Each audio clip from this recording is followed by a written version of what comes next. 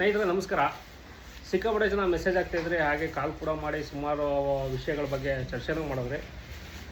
ಇದಕ್ಕೆ ಸಿಕ್ಕಾಪಟ್ಟೆ ಕ್ವಶನ್ಸ್ಗಳು ಏನಪ್ಪ ಅಂದ್ರೆ, ಮೇಯ್ನು ಹಸುಗಳಲ್ಲಿ ಬಂಜೆತನ ಅಂದರೆ ತೆನೆ ನಿಂತ್ಕೊಳ್ಳದೆ ಇರೋದು, ಆಮೇಲೆ ಈಟಿಗೆ ಬರದೇ ಇರೋದು ಮೇಯ್ನ್ ರೀಸನ್. ಸಿಕ್ಕಾಪಟ್ಟೆ ಜನ ಮೆಸೇಜ್ ಹಾಕಿದರೆ ಏನು ಮಾಡಬೇಕಣ ಅಂತ.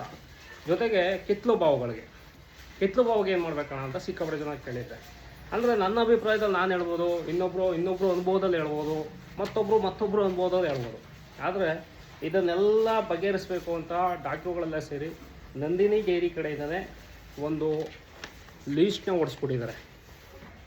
ಇಲ್ಲಿ ಸಂಪೂರ್ಣ ಮಾಹಿತಿ ಇದೆ. ಅಂದರೆ ಏನೇನಿದೆ, ಕಿತ್ಲು ಬಾವು ಇದೆ, ಸಿಡುಬು, ಬಿರುಳಿ ನೆರಳಿ ಅಂತ ಏನು ಇರ್ತವೆ ಅವು, ಆಮೇಲೆ ಕಾಲು ಬಾಯಿ ಜ್ವರ, ಗೆಸ್ಲು ಅಂತೀವಿ ನಮ್ಮ ಸೈಡ್, ಕಾಲಲ್ಲಿ ಬರೋದು, ಆಮೇಲೆ ಬಾಯಲ್ಲೆಲ್ಲ ಉಣ್ಣಾಗೋದು, ಗೆಸ್ಲು ಅಂತೀವಿ, ವಿಪರೀತ ಜ್ವರ ಬರುತ್ತೆ, ಅದಕ್ಕೇನು ಮಾಡಬೇಕು ಅಂತ.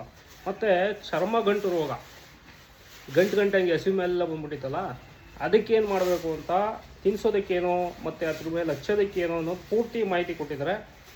ಮೇಯ್ನು ಪಂಚಾಯತಿಗೆ ಮತ್ತು ಅದು ವೀಟಿಗೆ ಬರೋಕ್ಕೆ, ಅಂದರೆ ಕನ್ನಡದಲ್ಲಿ ಬೆಲೆಗೆ ಬರೋಕ್ಕೆ ಏನು ಮಾಡಬೇಕು ಅಂತ ಪೂರ್ತಿ ಲೀಸ್ಟ್ ಕಳಿಸಿದ್ದಾರೆ. ದಯವಿಟ್ಟು ಇದನ್ನ ಸ್ಕ್ರೀನ್ಶಾಟ್ ಹೊಡೆದು ಮಡಿಕೊಳ್ಳಿ.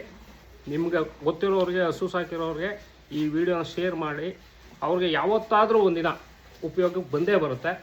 ಇದ್ರ ಮೇಲೆ ಮೀರಿದರೆ ಡಾಕ್ಟ್ರುಗಳಿಗೆ ಕನೆಕ್ಟ್ ಮಾಡಿ. ಯಾಕೆಂದರೆ ನಾವು ನಮ್ಮ ಅನುಭವದಲ್ಲಿ ಹೇಳ್ಬೋದು, ಆದರೆ ಡಾಕ್ಟ್ರಿಗಿಂತ ದೊಡ್ಡವ್ರು ಯಾರೂ ಇಲ್ಲ.